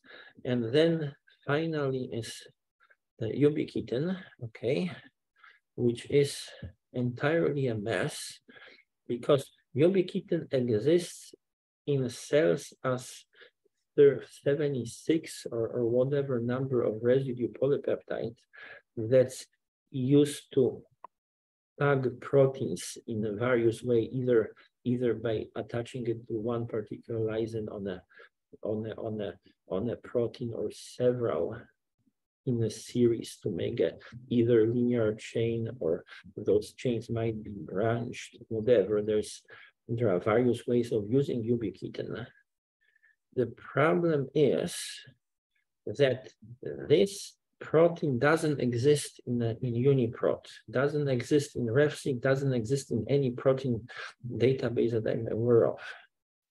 The reason is ubiquitin is made either as a concatenation of typically 5 of ubiquitin chains. So there are 2 genes in human, 1 gene in yeast that codes for a series of ubiquitins, 5 in a series, back to back. or as a fusion with some of the ribosomal proteins. So you've got ribosomal genes UB52 or RPS, whatever in human, in yeast you've got another 3. Each one is ubiquitin plus one of the ribosomal proteins. This is what exists in UniProt. This is what exists in RefSeq. This is what exists in most of the proteins databases referring to protein. So technically, there's no way to refer to ubiquitin that you see in a test tube. The way interaction databases deal with this thing is they take the most recent record in UniProt that referred to this particular ubiquitin, either human or yeast or wherever, whatever the species is. This thing is done consistently by all the databases using within the IMEX consortium. So the records will be consistent. The ubiquitin in yeast is gonna be always referred to the same UniProt record. The problem is it's gonna be a record that's obsolete. So a lot of services relying on UniProt identifiers will refuse to return any data other than, oh, this is obsolete identifier, please give me something better. And this is the reason when importing annotation from UniProt yesterday, we didn't get one of the proteins annotated. It was because it was ubiquitin using this obsolete identifier. So this is something to be aware of. And then to make it even worse, ubiquitin might be curated as a PTM. This is courtesy of mass spec people who identify a fragment like this, lysine with the modified amine group as PTM. This is what stays after performing mass spec experiments. It's a lysine with something attached to it. And this is what they think ubiquitin is. It's post-translational modification of lysine. So you're gonna see interaction records where you've got two proteins interacting, and one of them would have this ubiquitinated lysine present there, on one of those proteins. If you are not interested in ubiquitin and your research doesn't revolve about how proteins are ubiquitinated and how this thing is regulated, you can safely ignore it. But if you do care about ubiquitin, then you'd have to dutifully convert those modified lysines, this ubiquitin as PTM into ubiquitin converted to actual interaction. So this is something to be aware of. In practice, I tend to toss away ubiquitin altogether from interaction networks. The reason is that, as the name implies, it's very ubiquitous. It shows up everywhere. And it creates, because it might be interacting with different proteins in different pathways, it might create shortcuts and connections between proteins that really don't have anything at all with each other. It just happens that both are degraded by getting tagged by ubiquitin. Otherwise, they are functionally completely distinct. They don't have anything to do. They do different things. They happen to be degraded in the same way. So I tend to remove ubiquitins from the networks, because if we don't care about ubiquitination, then we're creating more problems than we're gaining. So those are things to be worth to be aware of, but that's how biology works. That there's a lot of strange cases that you have to somehow care, somehow be aware of, and then somehow deal on it, depending on the case. So, and then apart from identifying proteins, there's gonna be information. if the protein differs from the standard UniProt version. So if there's a difference in terms of, we used only fragment of a protein in experiment, or we used a modified protein with mutation at a given site. If proteins were modified, IMEX records will have information there. It's very hard to get to. Cytoscape will most likely ignore it, except for intact app. I'll go over tomorrow, but so there's a way to see those things, but in general, getting to information at the level, data at the level of individual mutations, individual regions that were used in experiment, this is something that also has to be relegated to scripting. It depends once more on how much detail you want to get out. Cytoscape is good at looking at the high altitude view of interaction networks. When going into details, it's probably better to start looking at those things with scripts or by hand, because otherwise we're gonna be losing stuff. So those modifications from the standard, those are mutations, those are regions that are present or absent that change interactions. You might see information about phosphorylation, methylation, whatever other things. Ubiquination is also reported as PTM, but not always. So plus you're gonna have information about affinity tags. Those things are reported where they are. Is it C-terminal, N-terminal, his tag, flag tab, whatever. Information on labeling is gonna be there. There might be information about cross-linking. There's a lot of stuff hidden under features. Those things are useful either for quality control or for finding out why some experiments give you false negatives, and you can try to analyze the modifications of the proteins and see if they correlate with fishy results. So a lot of this thing is useful for people dealing with looking at quality of the interaction data, looking at how different methods compare. Most of the people don't care about this thing, apart from regions that are sufficient or necessary for interaction, the mutation, but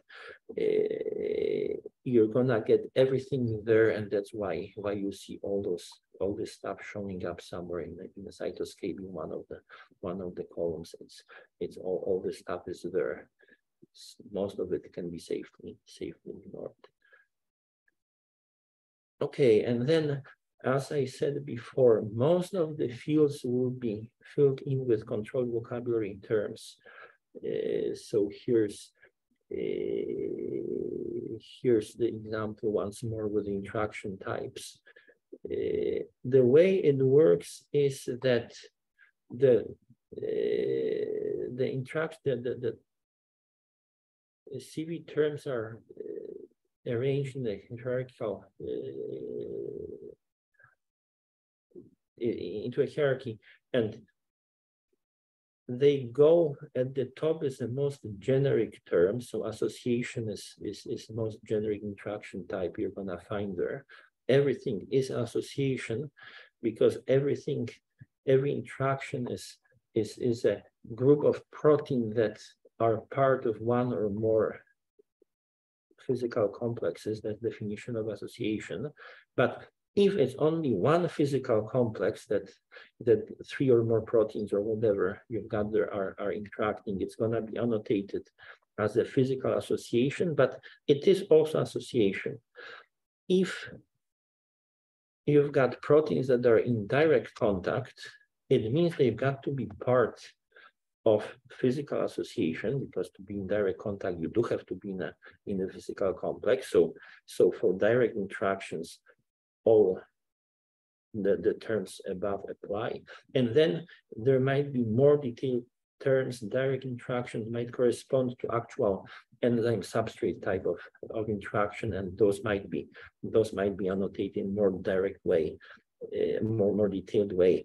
But everything above applies. covalent binding is also a type of direct interaction. So that's how CV terms are arranged. And the same goes for every CV term you're gonna see in an interaction record.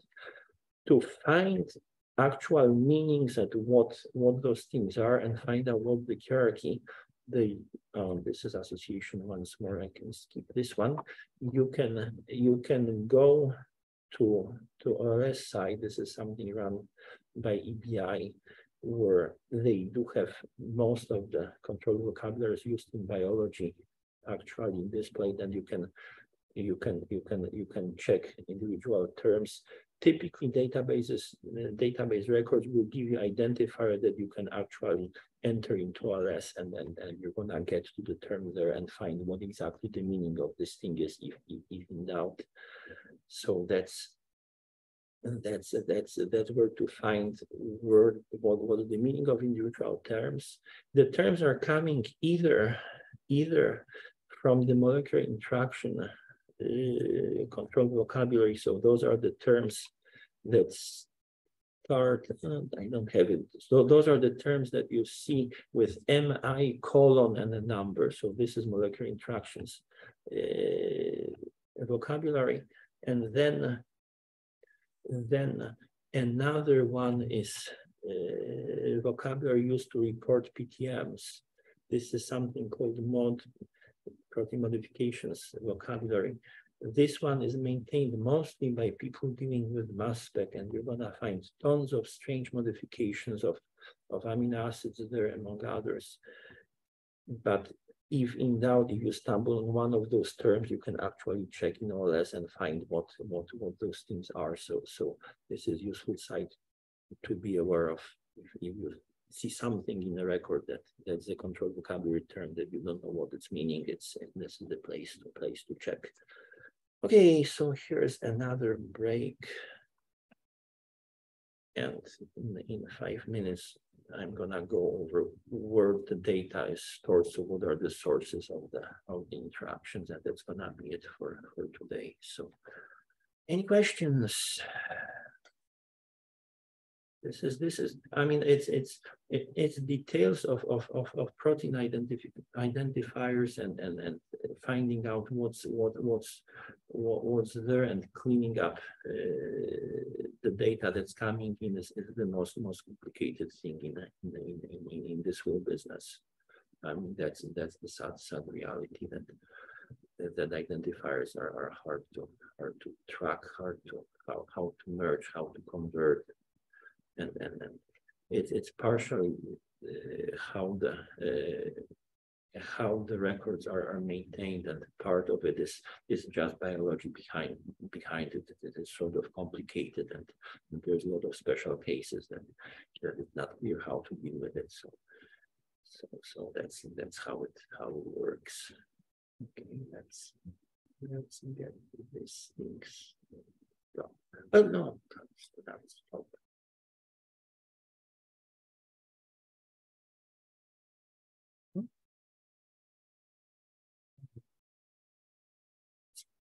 Video. Okay, so now once experiment is done, once it's converted into interaction record, it ends up somewhere online. Okay, and then you can retrieve it. This is what Cytoscape does when you query it for interactions using this window we used yesterday, and the search field that we used yesterday and today.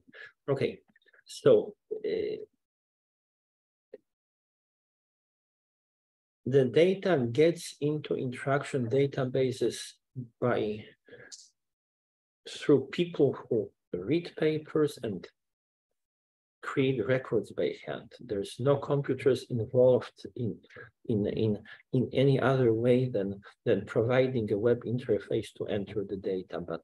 But all the experiments are actually read by all the description of experiments are read by people who enter data by hand. There might be some tools to help to find papers, to identify sentences in articles that might describe interactions, but essentially all all the interaction data is hand curated by live people. It's tedious, it's slow, it's labor intensive, it's hard to find funding for, it's pretty low level work that requires a lot of qualification. Takes half a year to train a curator to actually be able to do this thing. So there are people who spend life doing this thing, and this is they're having fun doing it, but it's a very small group of people, and they are working and contributing to so-called primary data providers. So those are those databases that actually curate the data. They do have on staff curators who read papers, create records, and there are two flavors of those. There is a group of databases that do curation that involves providing all those details that I mentioned today to the level of modifications, to mutations and PTMs and whatever. If it's in a paper, they will curate it. And those databases are grouped or they are collaborating within so-called IMEX consortium. This is where this IMEX is coming from. This is intact database at EBI. This is next to Cambridge in UK. The IP is here. Okay, we've been around since 1999. I'm involved with this thing since 2004. There is a database in Italy called Mint. And then some of the curators working for UniProt do curate interaction records. Intact and UniProt is in places hard to tell apart because there are sometimes the same people working on both sides. So there's pretty strong connection between Intact and UniProt. And those are databases that create those detailed records with information about PTMs and mutations and regions that are required for interactions and so forth. This is very labor intensive. So the curation is coordinated by IMEX so that we don't curate the same paper twice. One paper is curated by Intact, another paper is curated by the IP, another one is created by Mint, but they don't curate the same papers twice. So this thing limits reduces the amount of work. And this thing also ensures that you're gonna have only one version of interactions from a given paper. So you're not gonna have two interaction records describing the same experiment. So you don't create false impression that there are twice as many interactions as the experiment. But there were twice as many experiments as performed because someone created the same paper in Intact, the IP, Mint, and you create a redundant record. So that's the case of IMEX databases. There's also lightweight curation where only information of what proteins are interacting, what was the experimental method to determine interaction, and interactions are reported only as pairwise. So this is a very, very low level, very small number of details provided for individual experiment. But because it's less labor intensive, you can create way more. And the database that does this is BioGrid. It's also a relatively old database located in the University of Montreal in Canada and in Toronto and also in Toronto. The original site is Toronto, I think. Plus they've got Shutoff in Princeton, I think, wherever. So this is BioGrid, and they do have a lot of interactions. They are pairwise, and they are less detailed than IMEX. Okay. Plus there's a lot of cadavers. Getting funding for databases is hard, especially if you're you've been around more than 4 or 5 years. So there are online, you're gonna find traces of cadavers. There was a database called Bind in Canada. There was a database called the MIPS that then mutated to Impact and then mutated into Black Hole. Okay, there used to be database called HPRD, which was, I think, joint venture between either Yale or Princeton and some people in India, which also devolved.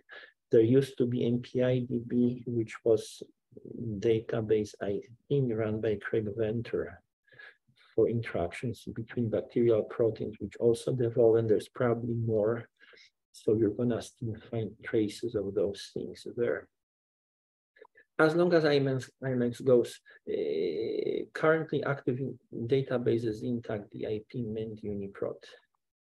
And those are databases that curate data and enter your records into databases. And then there are IMEX members that don't curate. They don't have curators and stuff, but they import data from IMEX and then add extra stuff, mostly computationally, and then export those things on their own pages. So this is I2D in the University of Toronto. This is InnateDB in Canada, another site, and then MatrixDB in France. Although MatrixDB does curate a little bit of extracellular matrix protein interaction, so they are somewhere on the fence, but all those databases provide interaction records curated potentially at this very detailed level, and all of them are provided in the same format. And whatever you see at one of those sites should be very similar in terms of interactions, because data is exchanged between those databases. So any one of those should be good enough. Intact is actually preparing the IMEX interaction data set, and this thing comprises everything that's provided by the databases within the consortium. So that's one. This is entire group, and then there are different sites for different databases. You can check those things and then see which one do you like. Some of the sites look now different than whatever is here. Intact went through upgrade within last year or so, I think. So the website for Intact looks different. Now, apart from and all that you get from IMEX and also from BioGrid, technically it's not a list of interactions.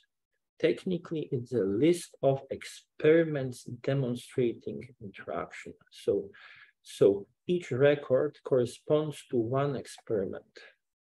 So you're gonna end up with many records, potentially 10, 20, if interactions is popular.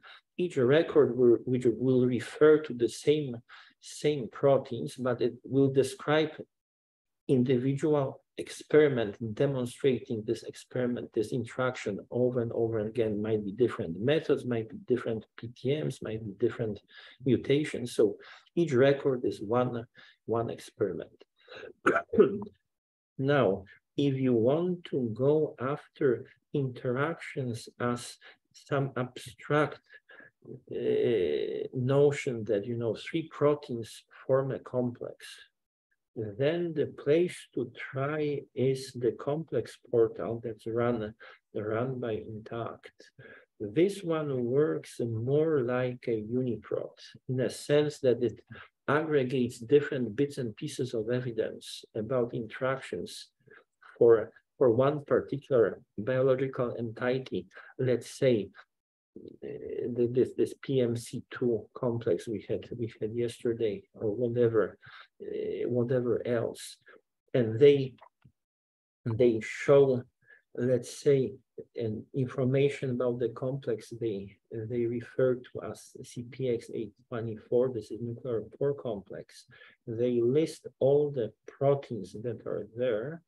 they describe, say something about what's the function of this complex, and then they show connections between proteins that are members of this complex with information pointing with pointers to individual experiments demonstrating that let's say this protein and whatever protein somewhere here, it's poor snapshot, to one particular experiment demonstrating interaction between one member of the complex and another one. So this is more like a UniProt which aggregates information from different papers, from different sources into one record describing relatively abstract notion of a protein P53, or here we've got the nuclear pore complex record referring to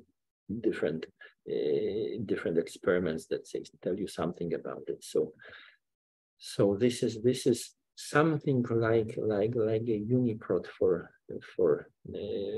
protein interactions. Okay. And then separate from IMEX is BioGrid. This is relatively old snapshot. But the key differences is between BioGrid and IMEX is that this is a very, very limited amount of information for each experiment. They report only pairwise interactions, as I said. There's no PTMs, no splice forms, nothing there. It's just protein X interacts with protein Y as demonstrated by pull down, and that's it. So that's what you get there. The advantages, they've got a lot of those because they can curate way more because it's much faster process. And also BioGrid started as a database of genetic interactions. So if you want to combine genetic interactions with PPIs, you can get genetic interactions from BioGrid. This is not, those are not corresponding to physical interactions between proteins. Those are, the meaning of genetic interactions is different. It's quite often, it's completely opposite to physical interaction. It's an idea coming from genetics. And BioGrid, I think, started, if I remember correctly, as a project in a lab that was dealing with genetic interaction. So they've got a long history of working on those. So that's BioGrid. You can always try the interactions coming from that BioGrid, interaction set coming from BioGrid, and you can try it together with interactions coming from IMEX, and you can run the same analysis using one network or the other and see if results are semi-consistent, and then it's some sort of reassuring where they are. So this is also database that curates data. It's another primary provider that actually generates records on their own. Apart from that, there's a group of databases that take the records that are curated by either IMEX or BioGrid, and then they try to improve on those by trying to evaluate how good the data is. They might try to combine it with different types of data other than PPIs. The most recognizable among those is string database. There's also GeneMania, HIPI, HINT, APID, and so forth. As with primary providers, there's a lot of cadavers. What I mean is databases that were started 10 years ago as a research project that lost funding, and the website is still there, not updated for 10 years or so, 5 years. It looks functional, but data is completely obsolete. One thing to realize is that interaction records change over time because they refer to UniProt that's changing over time. So things got to be updated. And if you don't update your records, then 10 years later, you might be referring to different protein that you think you were referring. So there are issues with frozen resources. The most recognizable among the live integrators is string. Okay, it did start as a database that was reporting functional linkages between proteins. So they originally, and the reason to create a string was to report that pairs of proteins that have similar function. And this was done by computational methods by looking at how genes coding for those proteins show up in different organisms, how they show up within genomes, and looking at patterns of those.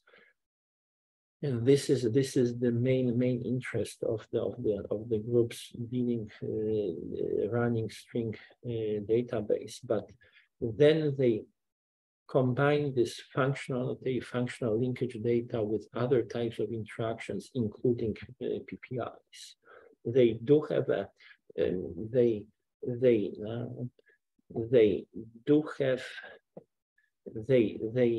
do provide service that Cytoscape can use. They do provide an app that can be loaded into Cytoscape to access data from string directly. And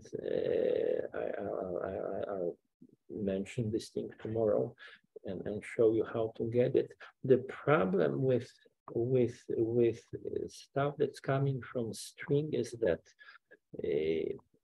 you're getting a lot of data other than PPI. So if you're interested in those, then great, you can get the stuff. If you're interested only in PPI, you've got to be careful what you're getting, because you might be getting connections between proteins in network that are not PPIs, although you think they are.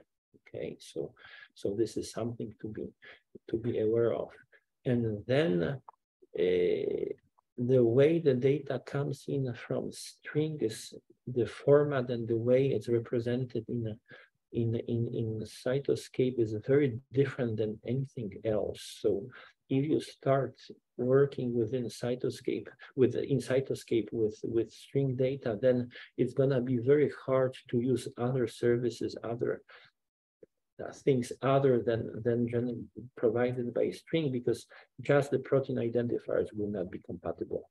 What you're getting in from string is just its own universe. So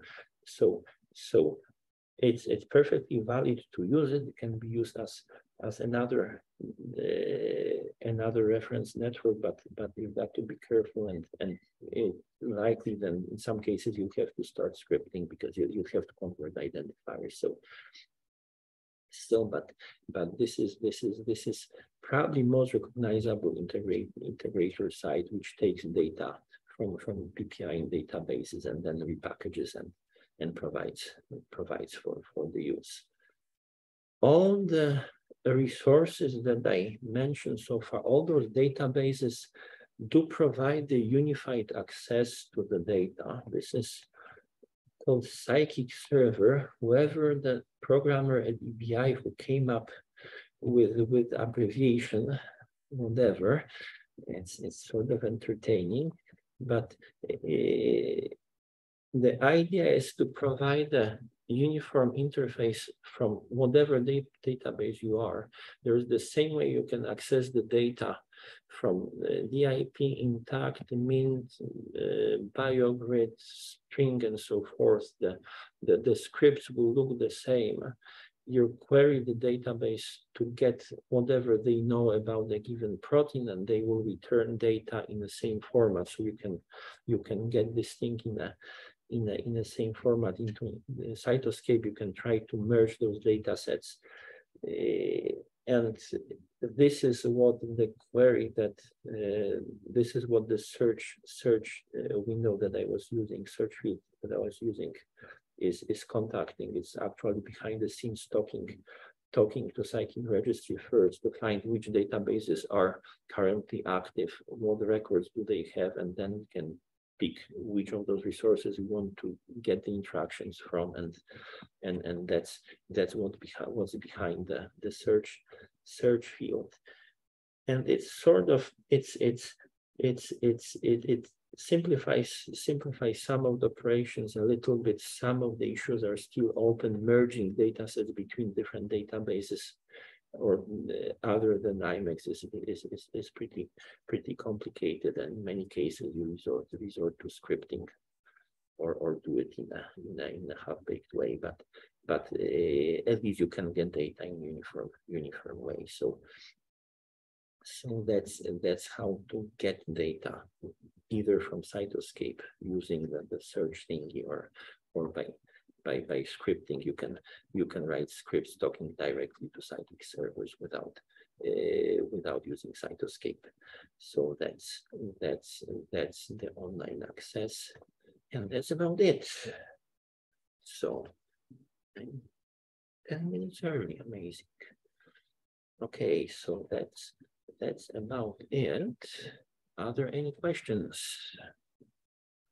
This is very, very boring, but that's the reality behind what the data is coming into Cytoscape, and I think it's useful to know what the potential issues are, and know upfront what problems you might stumble upon, because it's a lot of things are possible. Some of them are easy to get by clicking and using GUI. Some of the problems are outside of the scope of Cytoscape, and then you end up writing scripts or doing things more on the programming side, but it depends on the project. So,